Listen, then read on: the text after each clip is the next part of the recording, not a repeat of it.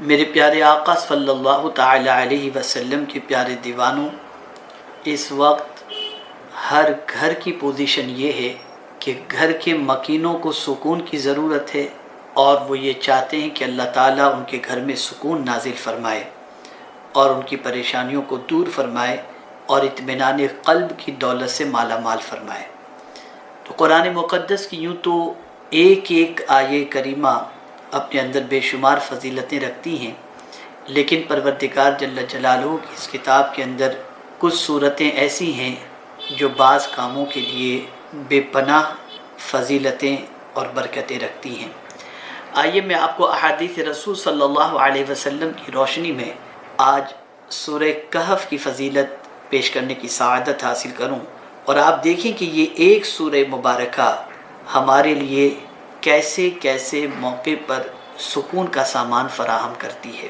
حضرت ابو اسحاق رضی اللہ تعالیٰ عنہ سے مروی ہے، وہ کہتے ہیں کہ میں نے حضرت براء ابن عازب رضی اللہ تعالیٰ عنہ کو فرماتے ہوئے سنا کہ ایک شخص سورہ کہف پڑھ رہا تھا کہ اچانک اس نے اپنے چوپائے کو دیکھا کہ وہ بدک رہا ہے اور ایک بادل نمودار ہو رہا ہے۔ وہ رسول اللہ صلی اللہ علیہ وسلم کے پاس آیا اور آقا کریم صلی اللہ علیہ وسلم سے ماجرا بیان کیا۔ نبی اکرم صلی اللہ علیہ وسلم نے فرمایا، یہ سکینہ ہے جو قرآن مقدس کے ساتھ نازل ہوا ہے۔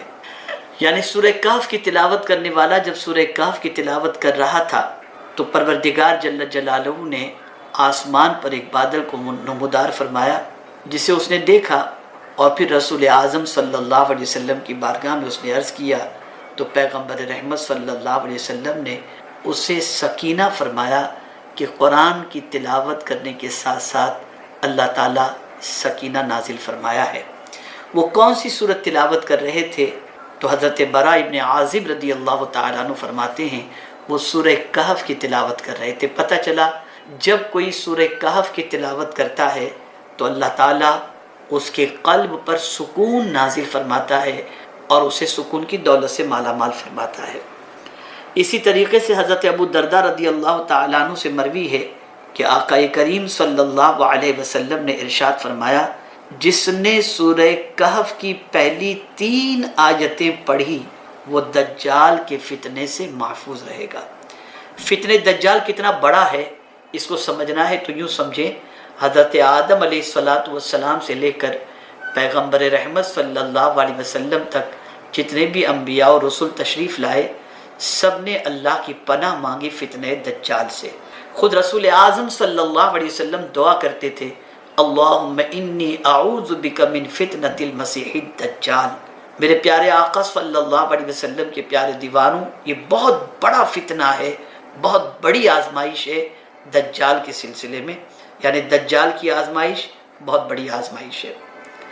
اسی طریقے سے آقا کریم صلی اللہ علیہ وسلم نے ارشاد فرمایا، من حفظ 10 آیات من اول سورۃ الکہف عصم من فتنۃ الدجال، جو سورہ کہف کی شروع کی 10 آیتیں یاد کر لے وہ دجال کے فتنے سے محفوظ رہے گا۔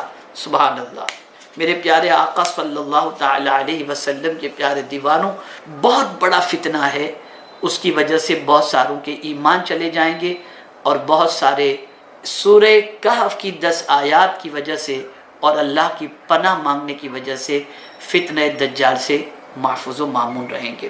اسی طریقے سے حضرت ابو سعید رضی اللہ تعالیٰ عنہ سے مروی ہے کہ نبی اکرم صلی اللہ علیہ وسلم نے ارشاد فرمایا، جس نے جمعہ کے دن سورہ کہف کی تلاوت کی اس کے لیے اس جمعہ سے اگلے جمعہ تک ایک نور ہوگا۔ سبحان اللہ۔ اسی طریقے سے حضرت ابو سعید خدری رضی اللہ تعالیٰ عنہ سے مروی ہے کہ رسول اللہ صلی اللہ علیہ وسلم نے ارشاد فرمایا، جس نے سورہ کہف کو ویسے پڑھا جیسے نازل ہوئی ہے تو اس کی قبر سے مکہ تک نور ہی نور ہوگا۔ سبحان اللہ۔ اب اس سورہ مبارکہ کا پڑھنے والا کہیں بھی مرے اور کہیں بھی دفن کیا جائے، لیکن اللہ تعالیٰ اس سورہ مبارکہ کے پڑھنے والے کے لیے اس کی قبر سے لے کر مکہ تک نور ہی نور کر دے گا۔ سبحان اللہ۔ حضرت عبداللہ ابن فروہ رضی اللہ تعالیٰ عنہ سے مروی ہے کہ رسول اللہ صلی اللہ علیہ وسلم نے ارشاد فرمایا کیا میں تمہیں ایسی صورت سے آگاہ نہ کروں کہ جب وہ نازل ہوئی تو اس کی عظمت نے زمین اور آسمان کے درمیانی خلا کو بھر دیا، ایسے ہی اس کے پڑھنے والے کو ثواب نصیب ہوگا۔ یعنی جب کوئی سورہ کہف کی تلاوت کرے گا تو زمین و آسمان کے درمیان جو اسپیس ہے، جو گیپ ہے، اللہ تعالیٰ اس کے برابر اسے ثواب عطا فرمائے گا۔ سب نے عرض کی ہمیں اس سے آگاہ فرمائیے۔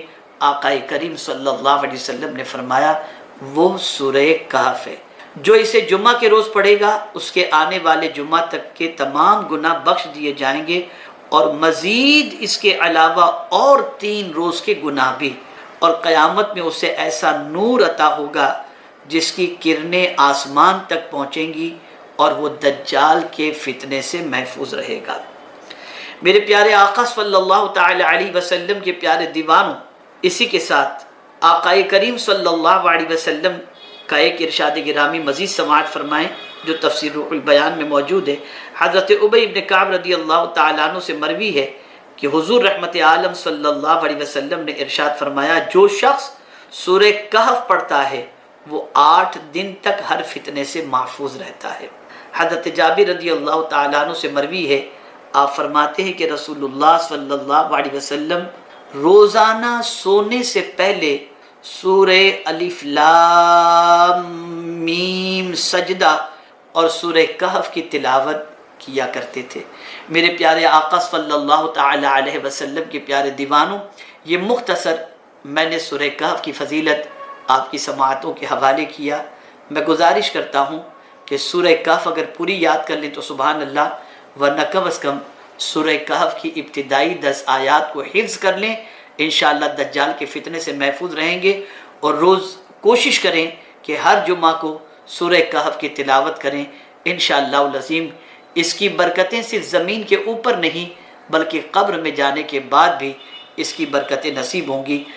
آج میں تھوڑا سا یہ سمجھانے کی کوشش کروں گا انشاءاللہ کہ آج ہماری قوم کی سچویشن یہ بن چکی ہے کہ تقدیر کا رونا اس وقت روتے ہیں جب ان کو کوئی تکلیف آتی ہے، کوئی مصیبت آتی ہے، کوئی پریشانی آتی ہے۔ گھر میں سب بیمار رہ رہے ہیں اور کوشش کے باوجود بیماری ختم نہیں ہوتی تو آدمی کہتا ہے میری تقدیر میں یہی لکھا ہوا تھا۔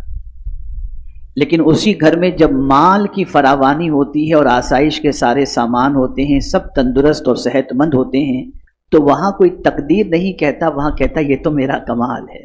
ہر برائی کو تقدیر پر ڈال دیا جاتا ہے اور ہر اچھائی کو خود کی طرف منسوب کر دیا جاتا ہے۔ اور کچھ لوگ ایسے بھی ہیں جو یہ تصور کیے ہوئے بیٹھے ہیں کہ جب تقدیر ہی میں ہمارے سب کچھ لکھ دیا گیا ہے تو اب ہمیں کچھ کرنے کی کیا ضرورت، جو اللہ نے لکھا ہے وہی ہوگا۔ یاد رکھیں تقدیر کے بارے میں جاننا ضروری ہے، تقدیر کے بارے میں معلومات حاصل کرنا ضروری ہے، لیکن تقدیر کے بارے میں بحث کرنے کی سرکار صلی اللہ علیہ وسلم نے اجازت نہیں دی۔ نہ صدیق اکبر کو اجازت دی، نہ فاروق اعظم کو اجازت دی، نہ کسی صحابی کو، بلکہ رسول اعظم صلی اللہ علیہ وسلم تشریف لائے تو دیکھا چند صحابہ تقدیر کے سلسلے میں گفتگو کر رہے تھے، تو سرکار صلی اللہ علیہ وسلم نے فرمایا بہذا امرتو، کیا میں نے تم کو ان چیزوں کا حکم دیا ہے؟ حضور صلی اللہ علیہ وسلم نے فرمایا کیا میں تمہارے درمیان اسی لیے بھیجا گیا ہوں کہ تم تقدیر پر بحث کرو؟ اب بھی یہ سمجھانا چاہوں گا انشاءاللہ کہ جو لوگ یہ تصور کرتے ہیں کہ ہم وہی کرتے ہیں جو تقدیر میں لکھا ہوا ہے، یہ ایک غلط فہمی ہے۔ اس کو اچھی طرح سے آج ذہن کے اندر محفوظ کر لیں۔ ہم وہی کرتے ہیں جو تقدیر میں لکھا ہوا ہے، اللہ نے جو لکھ دیا ہم وہ کر رہے ہیں۔ مسئلہ در حقیقت یہ ہے کہ جو ہم کرنے والے تھے اللہ اس کو جانتا تھا، اس کے مطابق اس نے لکھ دیا ہے۔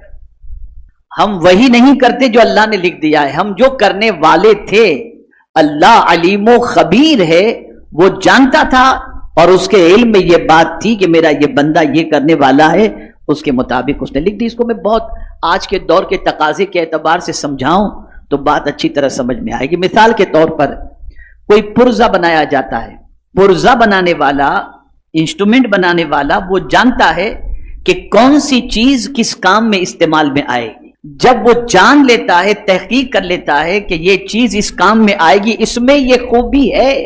توجہ چاہوں گا، جب ایک پڑھا لکھا انسان، سلجھا ہوا انسان، جیسے دواؤں کو لے لیجیے آپ، تو آدمی دوا بنانے سے پہلے یہ جانتا ہے کہ یہ دوا کس کام میں آئے گی، وہ اپنے علم سے اس چیز کو جان لیتا ہے. اسی طریقے سے بہت سارے انسٹرومنٹ کے اندر آپ دیکھیں گے کہ آدمی جو ایپ بناتا ہے تو وہ جانتا ہے کہ یہ ایپ کس کام کے اندر آئے گا، اسی کے اعتبار سے بناتا ہے.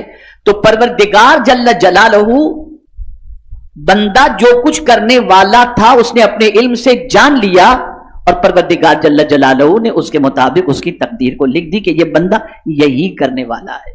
ایک چیز اب اس کو میں سمجھاؤں کہ بہت سارے لوگ یہ کہتے نظر آتے ہیں کہ کوئی کچھ نہیں کر سکتا، کسی کے بس میں کوئی طاقت نہیں، کسی کے پاس کوئی قوت نہیں، جو لکھا ہے وہ ہو کر کے رہے گا. تو در حقیقت وہ تقدیر کی قسموں کو نہیں جانتے اور تقدیر کی ڈیفینیشن کو نہیں جانتے، چنانچہ وہ تقدیر کے سلسلے میں اس قسم کی بات کرتے ہیں. آئیے میں آپ کو سمجھاتا ہوا چلوں. میرے پیارے آقا صلی اللہ تعالی علیہ وسلم کے پیارے دیوانوں، تقدیر کی 3 قسمیں ہیں. اب میں پوچھوں گا، آپ مجھے جواب دیں گے کتنی قسمیں ہیں تقدیر کی؟ 3 قسمیں. ایک ہے تقدیر مبرم، ایک ہے تقدیر معلق محض، اور ایک ہے تقدیر شبیہ بمبرم.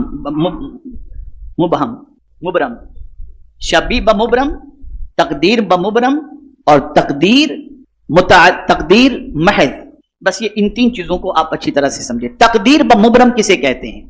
تقدیر بمبرم اسے کہتے ہیں جو کچھ رب قدیر جل جلالہ نے اپنے علم سے لکھ دیا ہے، اس میں کوئی تبدیلی نہیں ہو سکتی، وہ ہو کر کے ہی رہے گا.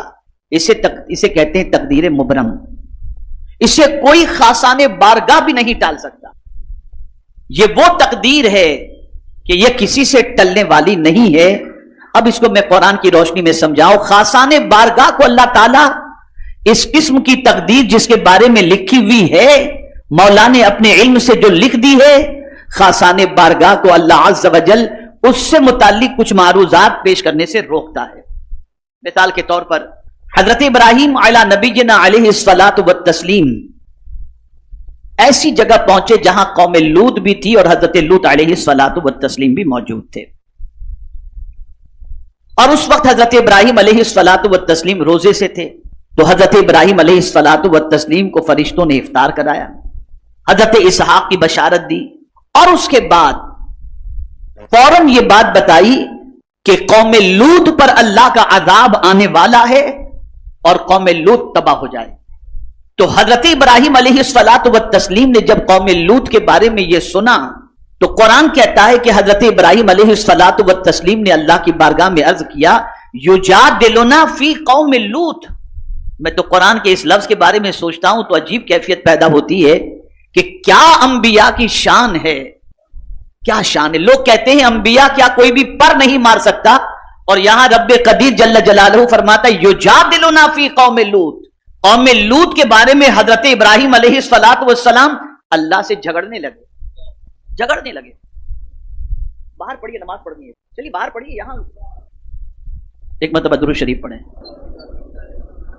اللہم صلی علی سیدنا و مولانا محمد معدن الجود والکرم وآلہ وصحابہ وبارک وسلم صلاۃ و سلام علیک یا سیدی یا رسول اللہ صلی اللہ تعالی علیہ وسلم.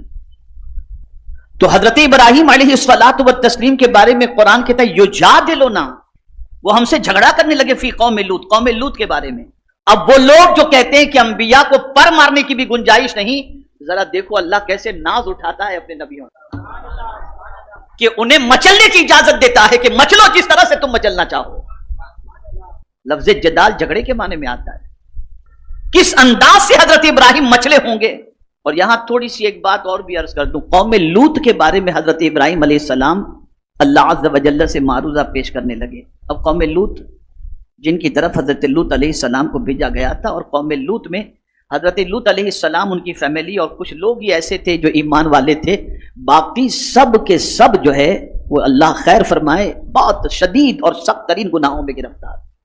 لیکن نبی کی سوچ قرآن بیان کر رہا ہے نبی کی فکر قرآن بیان کر رہا ہے کہ کسی انسان پر اگر کچھ ہو جائے تو نبی اس کو گوارا نہیں کرتے، وہ بھی عذاب میں گرفتار نہ ہو، اس کے لیے اللہ کی بارگاہ میں دعا کرتے ہیں۔ اب دیکھیے قرآن نے آگے کیا کہا، فَأَعْرِضْ عَنْ هَذَا، اے ابراہیم اس سے تم جو ہے وہ دور رہو، اس کی عرض میرے سامنے نہ کرو، روک دیا گیا۔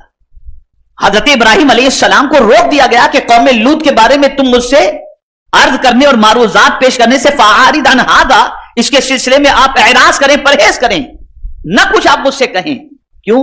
انہو قد جاء امر ربک انہم آتیہم عذاب غیر مردود، یہ اللہ نے چونکہ قضائے مبرم ان کے بارے میں قلم فرما دی تھی اور یہ فیصلہ ہو چکا تھا، اس لیے اللہ نے فرمایا کہ یہ ہو کر کے رہے گا اور یہ تباہ ہو کر کے رہیں گے، برباد ہو کر کے رہیں گے، یہ میرا اٹل فیصلہ ہے۔ تو خاصان بارگاہ کو ایسے موقع پر عرض کرنے سے روک دیا جاتا ہے، اور یہ ہے قضائے مبرم جس کو اللہ نے لکھ دیا ہے، اور جو اٹل اللہ کا فیصلہ ہے اس میں کوئی خاصان بارگاہ بھی جو ہے وہ بارگاہ سمدیت کے اندر معروضات پیش مچلنے کا موقع دیا جاتا ہے، لیکن اللہ عز و جل ان کو روک بھی لیتا ہے۔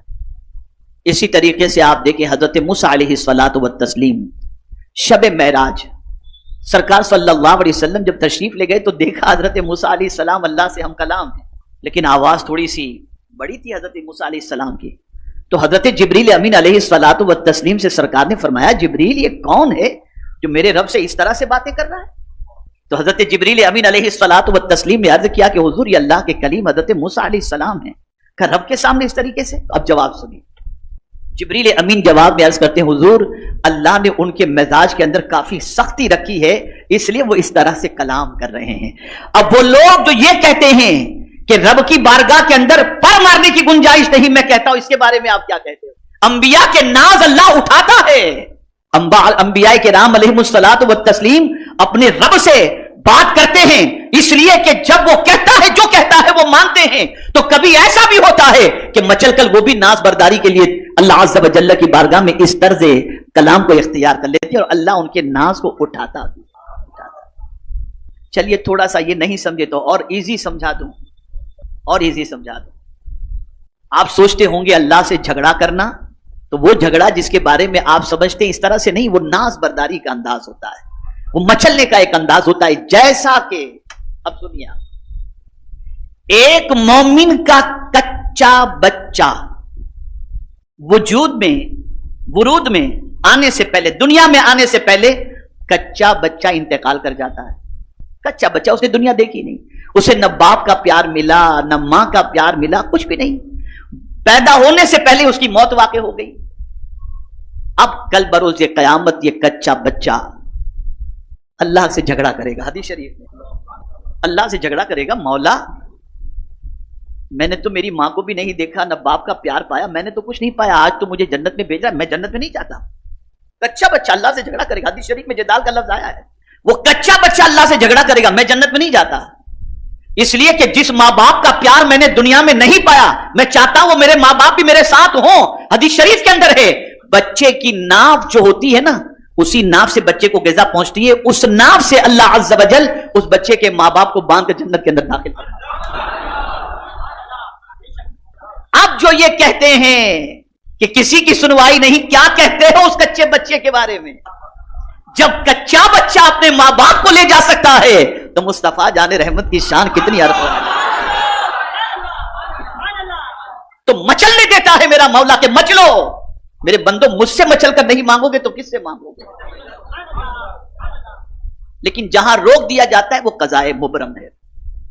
چلیے اور تھوڑی سی ایمان کی تازگی کے لیے عرض کر دوں، کلیم کا ذکر بھی سن لیا، خلیل کا ذکر بھی سن لیا، اب تھوڑا سا حبیب کا ذکر بھی سن لیا۔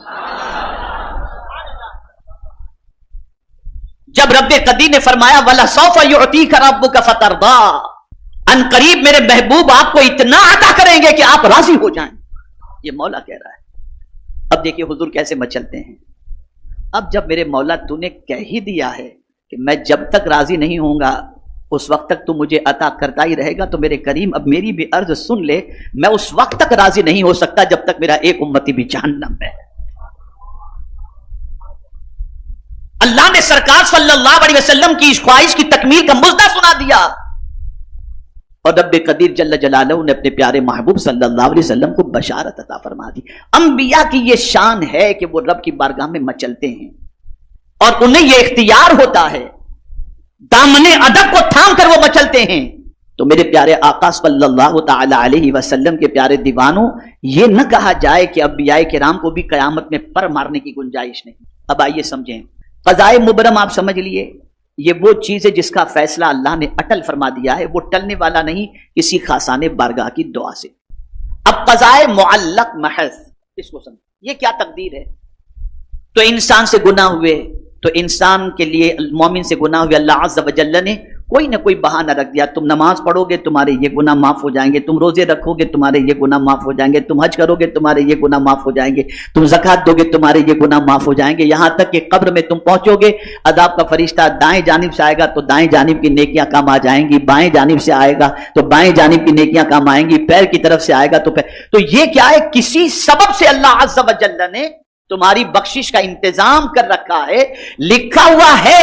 لیکن پروردگار نے تمہارے لیے ایک ذریعہ بھی رکھا ہے کہ ان ذریعوں کے وجہ سے، اور یہ ذریعہ فرشتوں کو معلوم، یہ ذریعہ فرشتوں کو معلوم ہے کہ پروردگار اس عمل سے اس بندے کے اس گناہ کو معاف فرمائے گا. تو یہ ایک قضائے جو ہے وہ محض جو ہے، یہ قضا، یہ ایک تقدیر ہے. اب تیسری قسم آپ سمجھو، قضا شبیب مبرم. مبرم تو نہیں لیکن شبیب مبرم. اللہ نے لکھا نہیں ہے، اللہ نے لکھا نہیں ہے، لیکن اس کے علم میں یہ بات ہے کہ میرا بندہ یہ کرے گا نا. فرشتوں کو بھی نہیں معلوم اس قضا کے بارے میں، فرشتوں کو بھی نہیں معلوم اور اللہ نے لکھا بھی نہیں ہے. لیکن میرے پیارے آقا صلی اللہ تعالی علیہ وسلم کے پیارے دیوانوں، اللہ کے علم میں ہے یہ بات کہ میرا بندہ یہ کرے گا نا تو اس کی زندگی بڑھا دوں گا، اس کی روزی بڑھا دوں گا. تو اب بندہ، یہ جو حدیث شریف میں ہے نا، رشتہ داروں سے اچھا سلوک کرو، اللہ تمہاری عمر میں اور مال میں برکت عطا فرمائے گا. تو یہ میرا مولا جانتا ہے کہ میرا بندہ یہ کرے گا تو میں اسے یہ عطا کر دوں گا. اب یہاں جو غلطی سب سے بڑی ہوتی ہے وہ یہ ہے کہ آدمی تقدیر کا بہانہ بنا کر سب کرنے سے رک جاتا ہے. یہ نہیں ہونا چاہیے. اور ایسی دلیل میں آپ کے سامنے لاؤں گا کہ انشاءاللہ العظیم اس دلیل کو سننے کے بعد آپ کا ایمان بھی پختہ ہوگا اور آپ تقدیر کا بہانہ بنانا بھی چھوڑ دیں گے. بہت سارے اوراد و وظائف اور اعمال ایسے بتائے گئے جو مختلف پرابلم کے سولوشن ہیں. مثال کے طور پر ایک صحابی گرفتار ہوئے، رسول رحمت صلی اللہ تعالی علیہ وسلم کی بارگاہ کے اندر ان کے والد پہنچے اور کہا، یا رسول اللہ صلی اللہ تعالی علیہ وسلم، میرا بیٹا گرفتار ہے اور اس کی ماں اس کی جدائی کے اندر بہت رو رہی ہے. یا رسول اللہ صلی اللہ تعالی علیہ وسلم، اس کے سلسلے میں کرم کی نظر فرمائیں اور کچھ بتائیں کہ کیا کرنا چاہیے. تو آقا کریم صلی اللہ علیہ وسلم نے فرمایا، اتق اللہ واصبر. رسول اعظم صلی اللہ علیہ وسلم نے فرمایا، اللہ تعالیٰ سے ڈرو، صبر کا دامن مضبوطی سے پکڑو. اور پھر حضور صلی اللہ علیہ وسلم فرماتے ہیں، میں تجھے اور تیری بیوی کو حکم دیتا ہوں کہ تم کثرت سے لا حول ولا قوت الا باللہ پڑھو. ارشاد نبوی سن کر وہ صحابی اپنے گھر لوٹ آئے اور اپنی بیوی کو سارا ماجرا آ کر بتایا. وہ نیک بخت بیوی کہنے لگی، حضور صلی اللہ علیہ وسلم نے جس چیز کا ہمیں حکم دیا وہ بہت ہی عمدہ ہے. پھر ان دونوں میاں بیوی نے بکثرت ورد شروع کر دیا، چنانچہ اس کی برکت سے دشمن ان کے بیٹے کی طرف سے غافل ہو گئے اور وہ ان کی غفلت سے فائدہ اٹھا کر وہاں سے نکل گئے.